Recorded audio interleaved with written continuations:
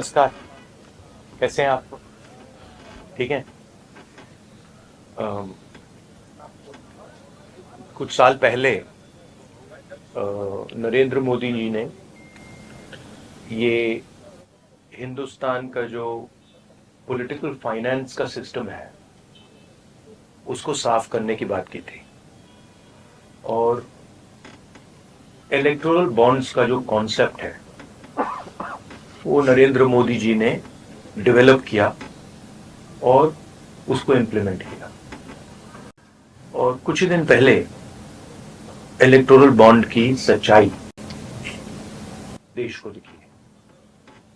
Basically जो नरेंद्र मोदी जी ने electoral bond का कॉन्सेप्ट रखा है वो दुनिया का सबसे बड़ा एक्सटॉर्शन रैकेट है।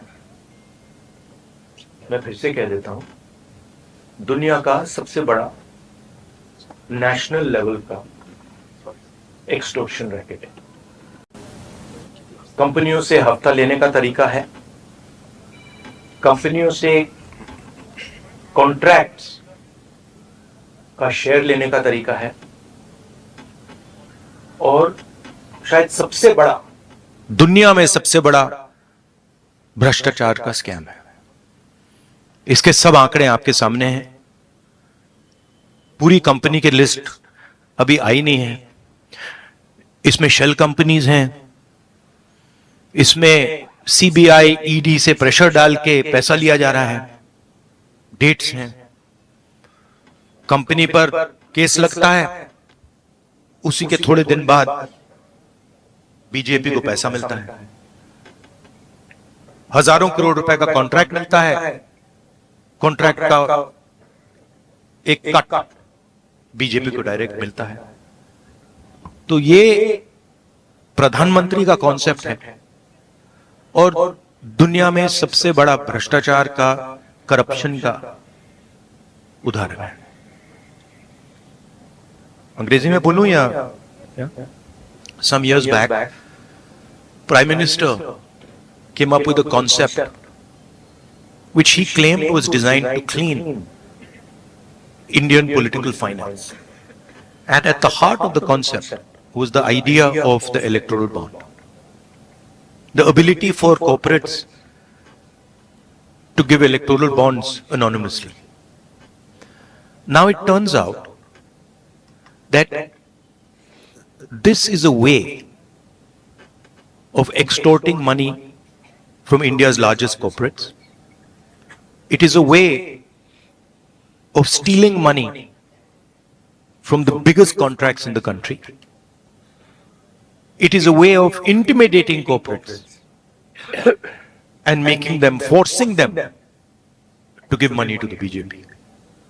So it is the world's biggest corruption scam. It is the world's biggest extortion racket, and it is run by the Prime Minister of India. I don't really expect the Indian media to pick up this in a large way, because I know, from past experience, the type of things you focus on. But this is huge theft taking place right in front of everybody's eyes. And it has been orchestrated by the Indian Prime Minister. Now, if you have any questions, please. Yes, Archana. I'll come to you. Was the opposition has been demanding for this electoral something, and now it is out. And as we are seeing it, a 50% vote that opposition, whether it's the Congress party or the PMC. So now what will be the further strategy? Look, the question is not whether it is 10%, 20%, 50% more. The question is that none of the opposition parties have access to contracts at the national level. None of the opposition parties are giving highway contracts, are giving defense contracts to these people. Okay? So, none of the opposition parties are controlling the CBI. none of the opposition parties are putting Pegasus on people's phones. None of the opposition parties are controlling the income tax department. None of the opposition parties are controlling the Extortion Directorate. These are all controlled directly by the BJP and by the Prime Minister of India. And what we are seeing is criminal extortion from corporate India. Every single corporate knows this. They are scared, they are pressured, but this is what is going on. The question here is not opposition. The question here is that months after a contract is given, the corporate is suddenly giving electoral bonds to the BJP. The question here is, immediately after CBI is filing a case, ED is filing a case, the corporate is giving money to the BJP. This is the issue here, right? And it is blatant, and it is run by the Prime Minister of India.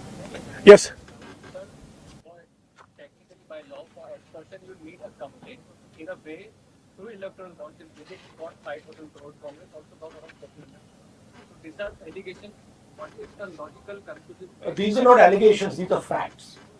If you look at these companies, you will see that certain of these companies have never donated money to the BJP, have got an ED case on them, a CBI case on them, and then immediately they are giving money to the BJP. You will see that there are a large number of shell companies here, right, which are connected to other companies, which are giving money to the BJP. It's upfront, right? So don't try and create this idea of technicality. Okay, you please be an impartial journalist, and you see what is in front of you, and don't try and muddy the waters. Right? There's no question here of what do you mean what happens next? What happens next is this is the criminal act that has been imposed on the people of India. That's what happens next. An investigation of this act hopefully takes place. Right? The Supreme Court acts on this, and as important, maybe it's about time some of you start writing about it. Yeah. हाँ जी. जो top 5 donors हैं उसमें से 3 donor वो हैं जिनके यहाँ पर आईटी या सीबीआई आती है, उसके बाद वो डोनेट करते हैं. अब कल चुनाव आयोग की ओर से डेट भी डिक्लेयर किया जाएगा चुनावों का, तो ये कितना अहम मुद्दा रहने वाला है 2024 चुनावों के लिए आप लोग? नहीं, ये देखिए, ये बहुत अहम मुद्दा तो है, मगर इस स्केल का भ्रष्टाचार, इस लेवल का भ्रष्टाचार कि आप देश की पूरे के पूरे इंफ्रास्ट्रक्चर को करप्शन करने में लगा दो, सीबीआई को, ईडी को, इनकम टैक्स डिपार्टमेंट को, इन्वेस्टिगेटिव सारी के सारी का रोल आप करप्शन बना दो. और आइडिया किसका है? आइडिया प्रधानमंत्री का है. प्रधानमंत्री ने स्वयं कहा कि इलेक्टोरल बॉन्ड्स से पॉलिटिकल फाइनेंस साफ होगा. तो मतलब ये इससे बड़ा भ्रष्टाचार तो हो ही नहीं सकता. और ये गडकरी जी ने नहीं कराया, ये नरेंद्र मोदी जी ने कराया है. सीधी सी बात है. हाँ अभिनव. एक minute. Abhinav. Abhinay, you're from the Hindu. So you're saying these companies are corrupt. These companies are funding, but most of these companies, they are operating from a state or two states where your government is, Telangana or in Karnataka, and they are getting mega, for example, MEIL, Mega Engineering Infrastructure and Infrastructure Private Limited, and they got projects in your government in the states. Like No. No. No, you're wrong. That's wrong. Our government in Telangana has come a few months ago. In Karnataka. Right? No, actually you're wrong. That's not what's happened. Again, we are not controlling the ED, we are not controlling the CBI, we are not controlling the income tax department, and there is no correlation between our contracts and between contracts and funding to us. Please take a good look at the dates of these things, and you will see that there is a correlation between these things and the BJP. हाँ अजीत. एक minute Ajit. मेरा सवाल भारत जोड़ो यात्रा से जुड़ा हुआ है. ये 5 साल 5 न्याय और 25 लाइन के किसान. भैया हमारा फोकस आज ये भ्रष्टाचार पे है. कल नहीं. इसी में मैं आ रहा हूँ. अच्छा, तो यात्रा कल खत्म होगा. ये जो चुनाव 2024 का है, ये आपके लिए डू एंड डाई का चुनाव क्या होगा? और अगर कांग्रेस हारती है तो पहली बार होगा कि 15 साल के लिए कांग्रेस सत्ता से बाहर होगी। अगर आप आते देखिए, आप इसको डिस्ट्रैक्ट करने की कोशिश मत कीजिए, ठीक है? ये यात्रा के बारे में नहीं है, ये भ्रष्टाचार के बारे में है। आप लोग लगे रहते हो कि डिस्ट्रैक्ट करना है। रियलिटी ये है कि सबसे बड़ा भ्रष्टाचार हिंदुस्तान की हिस्ट्री में, हिंदुस्तान के पूरे इंस्टीट्यूशंस को लेकर नरेंद्र मोदी ने किया है, ठीक है? तो आप काइंडली इसको डिस्ट्रैक्ट करने की कोशिश मत कीजिए, बड़ा ऑब्वियस हो जाता है, सब लोगों को समझ आ जाता है। सर मैं एक पॉलिटिकल सवाल पूछ सकता हूं? हाँ जी। सर इस तरह से महाराष्ट्र की जो पार्टियां हैं, शिवसेना है, राष्ट्रवादी है, और भी अलग अलग प्रदेश में पार्टियों को दो टुकड़ा किया जो महाविकास आघाड़ी के साथ में है, उसका इफेक्ट कितना पड़ेगा? और नहीं, वो दो टुकड़े में वो जो किया उसका पैसा कहां से आया? यहीं से तो आया। जो ये हिंदुस्तान में state government after state government गिरा रहे हैं, पैसा कहां से आ रहा है? इधर से तो आ रहा है। और ये अभी तो छोटा सा भाग दिखा है। तो इन्होंने पूरे के पूरे सिस्टम को एक्सटॉर्शन का सिस्टम बना दिया है। पॉलिटिकल पूरे स्ट्रक्चर को इन्होंने कैप्चर कर दिया है। सीबीआई इन्वेस्टिगेशन नहीं करती है, ईडी इन्वेस्टिगेशन नहीं करती है, एक्सटॉर्शन करती है। किसके लिए? बीजेपी के लिए।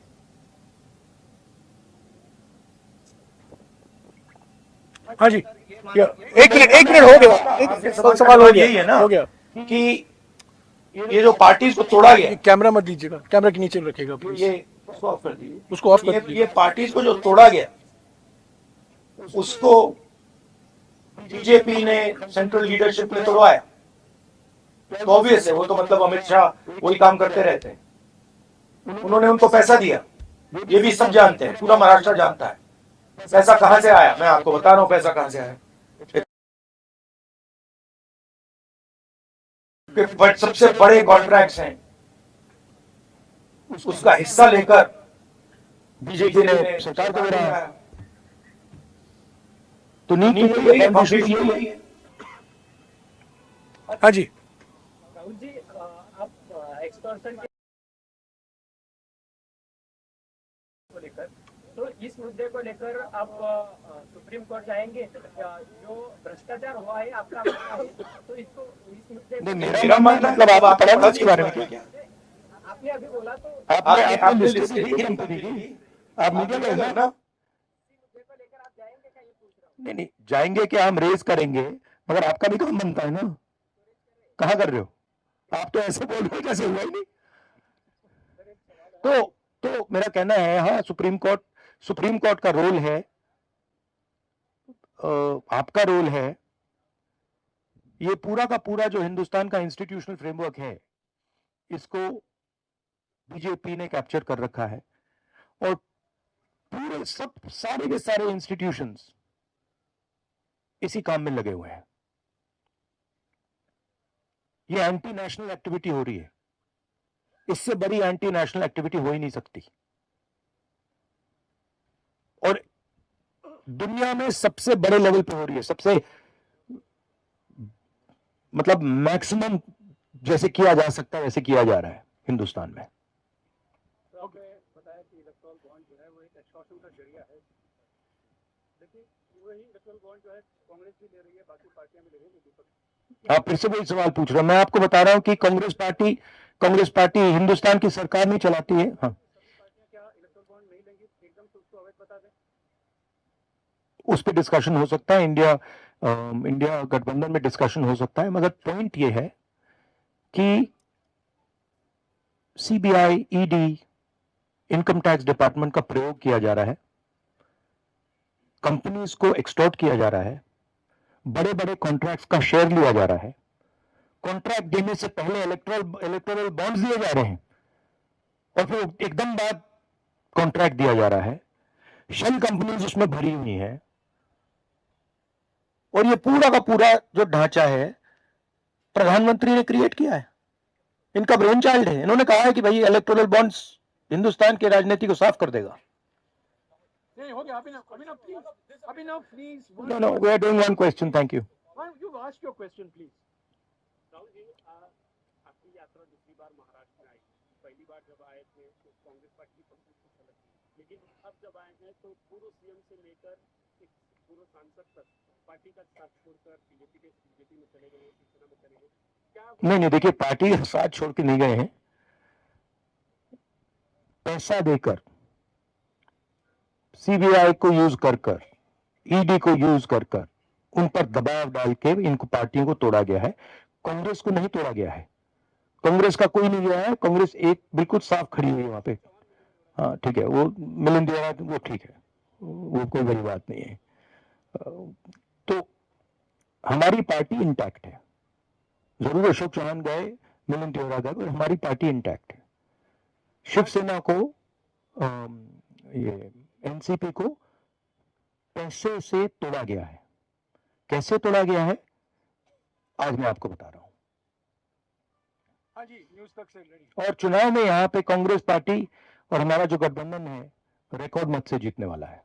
हाँ जी, अमेठी से जुड़ा हुआ सवाल है। पूरी यात्रा कवर की है और जब हम अमेठी पहुंचे तो जनता के बीच बहुत ज्यादा डिमांड ये थी कि राहुल गांधी जी जो है वो चुनाव लड़े अमेठी से। तो क्या ऐसा होता हुआ दिखाई देगा? ये तो हमारी सीसी है, खारगे जी है, वो ऑर्डर देंगे, मैं करूंगा जो भी उनकी राय है। मैं कांग्रेस पार्टी का सिपाही हूं, जो ऑर्डर मिलेगा करूंगा। हाँ, लास्ट क्वेश्चन है। ये सारे इलेक्ट्रल बॉन्ड में जितनी कंपनी लिस्टेड है उसमें से आपको जिसने फंडिंग किया है उनके भी नाम सामने आएंगे। तो आगे चलकर ऐसा होगा क्या कि आपको जिसने फंडिंग किया है उनको भी सीबीआई और ईडी से फिर से टारगेट किया जाएगा? हो सकता है। सीबीआई और ईडी जैसी चीज नहीं है, वो बीजेपी का औजार है, वो बीजेपी के कंट्रोल में है। हिंदुस्तान में जो हमारे इंस्टीट्यूशंस हुआ करते थे वो आज इंस्टीट्यूशंस हिंदुस्तान के नहीं है। चाहे वो इलेक्शन कमीशन हो, चाहे वो सीबीआई हो, ईडी हो, ये सब हो, ये अब बीजेपी और आरएसएस के हथियार हैं। ये हिंदुस्तान के इंस्टीट्यूशंस नहीं रहे, इसीलिए ये जो हो रहा है ये हो पा रहा है। अगर ये इंस्टीट्यूशंस अपना काम करते, अगर सीबीआई अपना काम करती, ईडी अपना काम करती, तो ये नहीं होता। तो उनको ये भी सोचना चाहिए, ये जो सब कर रहे हैं, कि किसी ना किसी दिन बीजेपी की सरकार बदलेगी और फिर कार्रवाई होगी, और ऐसी कार्रवाई होगी कि मैं गारंटी कर रहा हूं ये फिर से कभी नहीं होगा। तो उनको भी सोचना चाहिए। Thank you.